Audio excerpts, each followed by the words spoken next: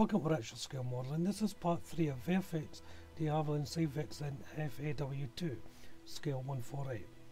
In part 2, I dealt with the two fuselage put in the cockpit, as you can see here, and then on the lower half where the main work was done, I placed in the air brake and cover, the catapult hook and cover, then moved on to the engines and the landing gear bays. In part 3 I'll be bonding these two together. Hopefully I'll be getting on to building the tail wings and the pylons that sit at the back, the two pylons. I'll see how far I get on this, so let's jump into it.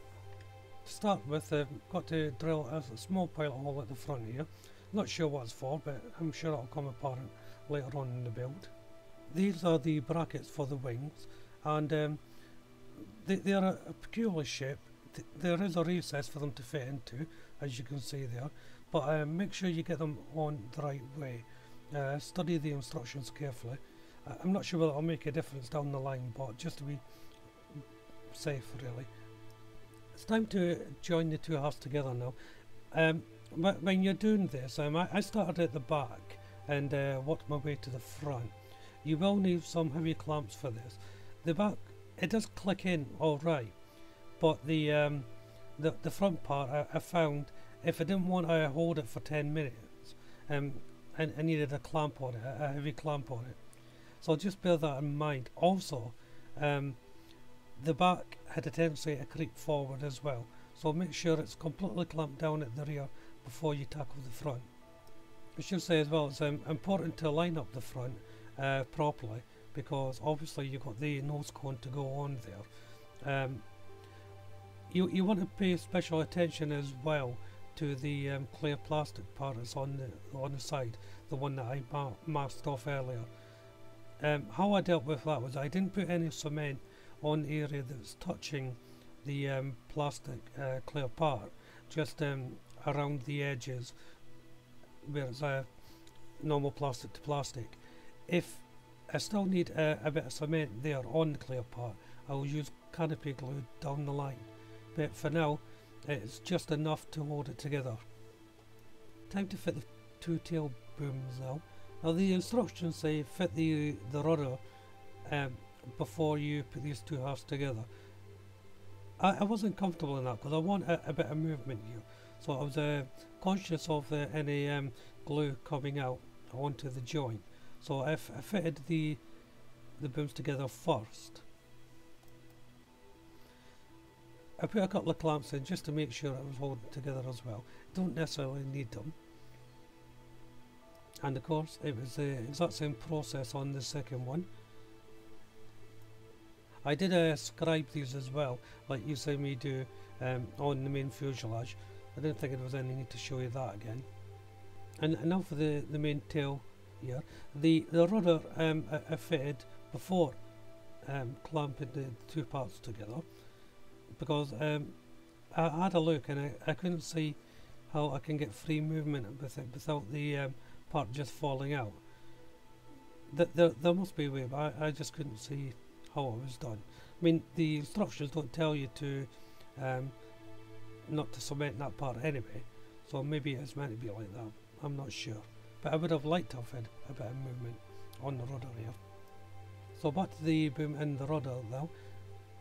What I did was I placed one end in first, slightly bent the rudder part and to squeeze into the opposite location point, and that way I was able to achieve movement. It shouldn't break, but just be careful. It only needs a slight little bend to go in. You can see we're just bending it slightly, bowing it up to fit in. If you're not sure, I would build it how the instructions are saying, but just be careful with your cement if you're doing it that way, if you want movement. So now back to the fuselage, and I'm painting the inside areas with Revol Aquacolor 43 medium grey. Now you don't have to paint this area if you're having the flaps closed, but I'm having mine open, hence why I'm painting it. I'm using Tamiya's Weathering Master Series C and the gunmetal component to go over the ridges. like I did with the landing gear bay, just to highlight the detail inside. Obviously you can use other colours, but I like the gunmetal look. I'm going on to the air intake cowling here, and I'm painting this in 79 greyish blue. Now the instructions on this say fit these after you put the booms on, but I had a look at it and I thought it would be easier to fit these before the boom. So this is why I'm jumping onto this process now.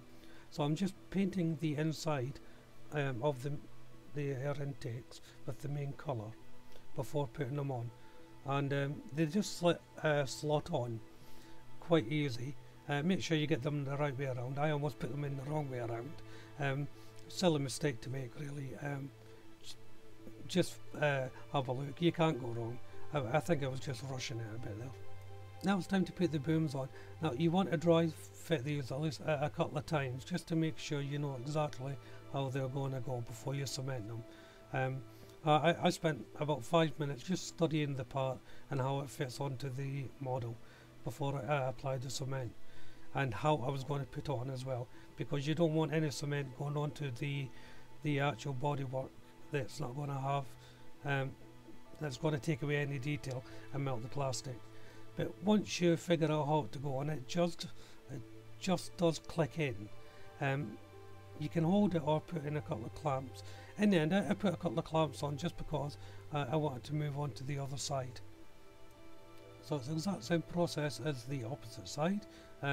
Study it to make sure you know exactly where it's going to go and how it's going to fit, and then fit it on.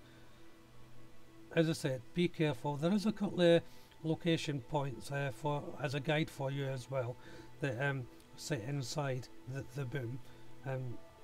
It does act like as an excellent guide, but maybe now you can see why I decided to put on the air intakes beforehand, because I think it would have been too fiddly to put them on. I should point out as well, I did put a little bit of masking tape on around the front of the cone for painting down a later stage. That again was just because it was easier to do it now than wait for the unit to be fitted. The main tail's ready to go on. Now this is meant to have free movement. There's a little groove inside each tail for the piece to move up and down. I had a look at this and I ideally would have loved it to go that way. However, every time I tried, the part would just fall out with the slightest little movement. So unfortunately it had to be cemented into position. You don't really need to clamp it up, but I just used an F clamp just to make sure it stayed there. And now it's the intake valve side parts that's going on, that goes onto the fuselage. They just dropped in nice and easy. There's a good recess point for them to lie into. Building up some more flaps here. Now there's two of these to build up. Make sure you get them in the right position once more. It's a bit of a strange part to construct. There's a couple of little pins that have to point in the inward position. Originally I thought they went outwards, so make sure that you have a look at the instructions again to get them in the right position. There's a section that connects the boom to the main fuselage here. I found this quite difficult to fit. I know that the booms and that were in perfect position. This needed a bit of work. So throughout the instruction here, and the highlighted part is the part that I'm putting in at the moment. I didn't need to put it onto clamp, as you can see there. It was a very tight fit and I really had to squeeze it to get in. So this is why I'm just highlighting this, because you may find it difficult to fit. I'm painting the inside flaps with 43 medium grey Revel aqua colour. Again, if you're having these closed, you won't have to paint, but because I'm opening mine up, you will have to paint the detail in. Onto the wheel and the wheel hubs now, and I'm painting this in Revel aqua colour 76 light grey. You notice I'm painting them on the sprue. This is just for ease of painting. You don't necessarily have to do it on the sprue, but I find it easier just to do it this way. The landing struts are getting painted in the same colour, 76 light grey, and this is just a single coat all over. Detail work will go on later on. The landing gear covers, again 76 light grey for the inside only, so I'm just painting them all now in preparation to putting them on. So now I've taken off the wheels from the sprue and I'm painting the actual tyre in light colour black and rubber shades, tyre black, and that's QA733. The light colour black series is absolutely great for tyre variations and any rubber variations really. I highly recommend these. They can be airbrush or straight or brush with the aero stick straight from the pot. Back to the main fuselage now. Now I didn't fit those two middle parts that well. As you remember a little bit earlier there, I was having problem fitting them. I left a little bit of lip unknown to me. It may have been the clamp that pushed them up, I'm not sure. But so I had to sand them down. But once they were sanded down, it was okay. So I went back to the tyres and I placed the wheels on a cocktail stick now just for ease of painting, and I'm painting in the rest of the colour. Onto the main flaps now, and I'm having these in open position as I said, so these get fitted on the edge of the fuselage to show that they're open. They go up in a slight angle as well. The location points for them are just underneath the lip of the fuselage. It's quite easy to figure out where they go, but the most important thing is get them on about an 18 to 25 degree angle there, just so they're popping up. While the glue was setting, I just put a little paintbrush in along the back that just stops them from falling down, because they're quite difficult to hold, and you don't want your hand to slip and move them out of position. Onto the wheel assembly. This is the front landing gear. The instructions are a bit unclear where you put the strut initially. It took me a couple of little goes just to make sure that I knew how it was going to go. The picture wasn't too clear, but I figured it out in the end. I mean, it was probably just me, but there you go. I got it done in the end. There's two little covers that fit onto this wheel assembly and strut assembly. I would recommend putting the smallest one on first. It has its own little cradle for it to sit onto the strut in between the main bracket and the wheel. And then there's a bigger piece that goes on at the back of the wheel leading up to this strut. So it's a little bit fiddly, this one, but it works out alright in the end. So it's much the same with the main wheels. You put in the hubcap first. Now these were very, very tight. I put a little bit of cement in, but I don't think it's really needed. I had to press really hard to get these in.